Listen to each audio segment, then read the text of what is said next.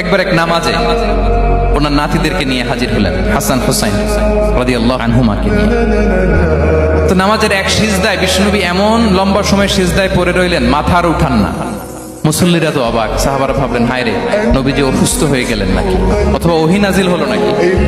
নামাজ শেষে সাহাবারা জিজ্ঞেস করলেন, ইয়া রাসূলুল্লাহ, আপনি কি অসুস্থ হয়েছেন নাকি ওহী নাজিল হচ্ছিল? এত লম্বা সিজদা দিতে তো কখন দেখি নাই। বিশ্বনবী বললেন, না না, কুল্লুন যালিকা লাম ইয়াকুন, কোনোটাই না, বরং ওয়ালাকিন্না বিনি ইরতাহালানি, আমার নানা ভাই হাসান হুসাইন সিজদারত অবস্থায় আমার পিঠের উপরে উঠে বসেছিল। ফাকারিহতু আন উআজ্জিলাহু হাত্তা ইয়াকদিয়া হাজাতা, আমি উঠে গেলে তাদের ডিস্টার্ব হবে, এজন্য সিজদায় পড়েছিলাম। যতক্ষণ তাদের পিঠে উঠে খেলতে মনে চেয়েছে তারা খেলেছে, তারা নেমেছে, তারপরে সিজদা থেকে মাথা উঁচু করে দাঁড়িয়েছি। সুবহানাল্লাহ।